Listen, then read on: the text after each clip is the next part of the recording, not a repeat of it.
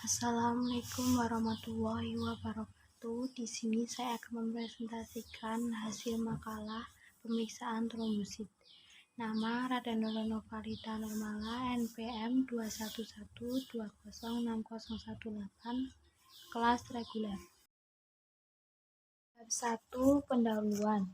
A. Latar belakang.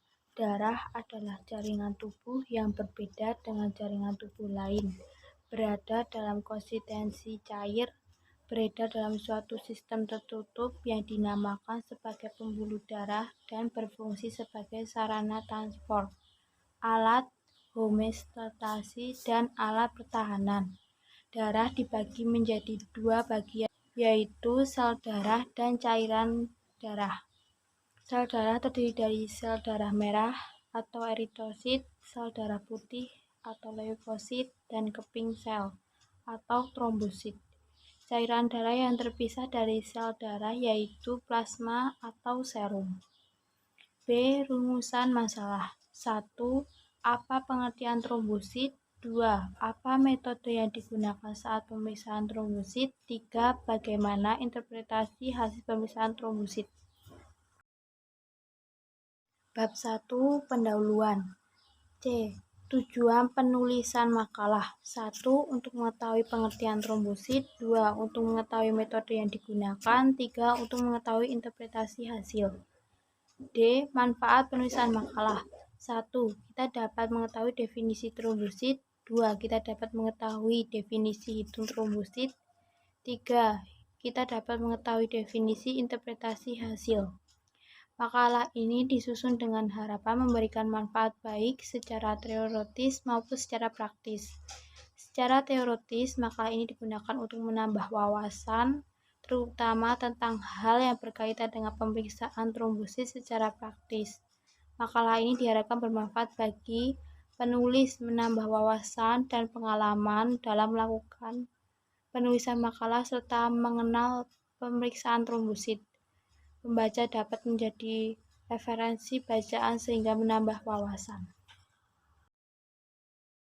Bab 2. Pembahasan. A. Pengertian trombosit. Trombosit adalah kepingan darah terkecil dari sel darah. Sel ini berbentuk bulat oval atau gepeng, tidak berinti, dan mempunyai struktur mirip piringan dengan diameter antara 1-4 mikron dan volume antara 7-8 parameter. Trombosit dihasilkan dari pecahan fragmen megakariosit, suatu sel muda di dalam sumsum tulang di mana setiap megakariosit menghasilkan 3.000-4.000 trombosit. Trombosit beredar di dalam sirkulasi darah antara 7-10 hari. Rentangan hidup trombosit dari diferensi sistem sel sampai dihasilkan trombosit memerlukan waktu 10 hari. Nilai rujukan trombosit berkisaran antara 50.000 sampai 4.000 per mikrodarah.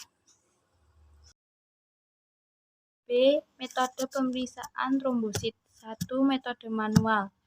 Metode manual dibagi menjadi dua, yaitu metode impedansi dan metode flowetometri.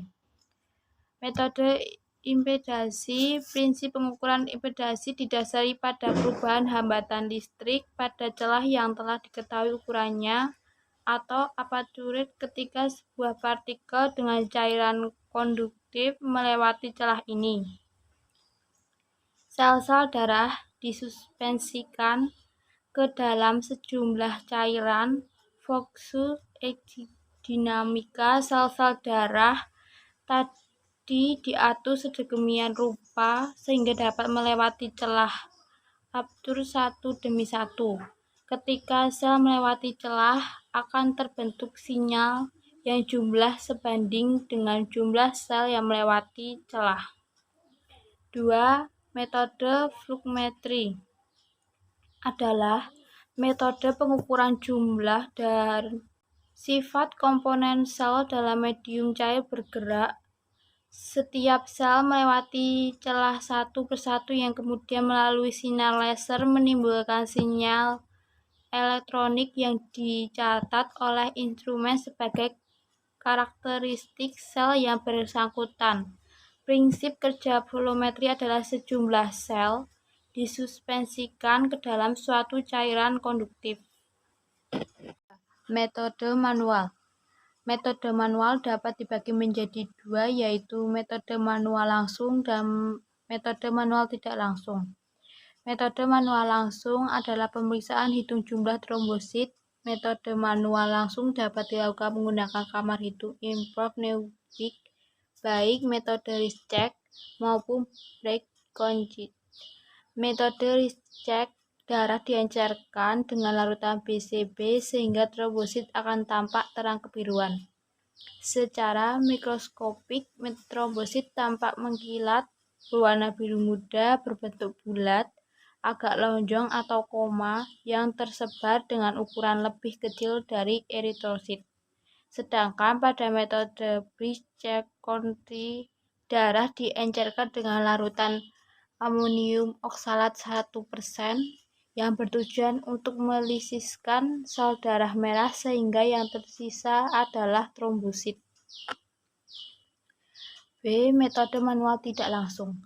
Hitung trombosit tidak langsung dapat dilakukan dengan metode Barbara-Brown, yaitu dengan menghitung jumlah trombosit pada sediaan apus darah tepi. Trombosit dihitung dalam 1000 eritrosit. Pembuatan sediaan apus darah tepi sangat penting dalam bidang hematologi. Apus darah tepi dapat memberikan petunjuk tentang keadaan hematologik sehingga kelainan pada morfologi sel-sel darah. Interpretasi 1. Trombositopenia.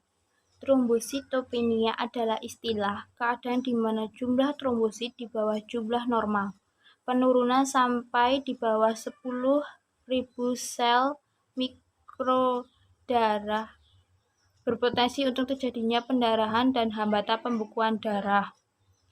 Penyebab trombositopenia: A. Penurunan massa hidup, sekutrasi atau pemecahan abnormal terjadi pada hypersplenisme trombositotik, trombositopenia purpura, uremic hemolytic, DIC, sepsis, trombositopenia imun. B. Penurunan produksi terjadi pada myelolytic, kelainan sumsum tulang primer, infeksi, pengaruhan obat-obat tertentu. C. Produksi yang tidak efektif terjadi pada proses megaprostik 2. Trombositosis. Trombositosis adalah istilah keadaan di mana jumlah trombosit di atas jumlah normal.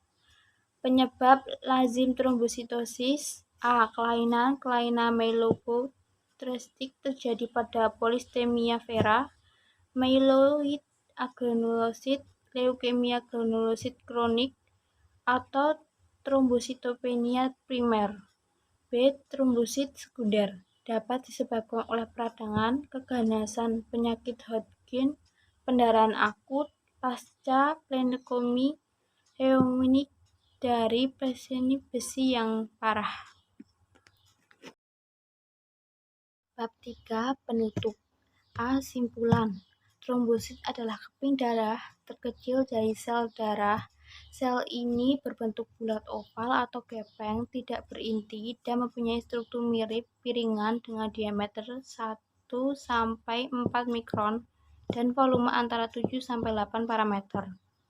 Adapun metode yang digunakan adalah metode otomatis, metode impedansi, dan metode fluktometri, dan metode manual, langsung dan tidak langsung.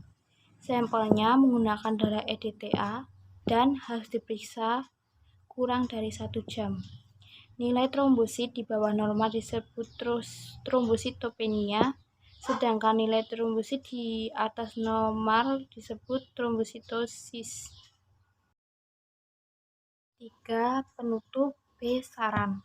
Setiap metode pemeriksaan hitung trombosit memiliki kekurangan dan kelebihan.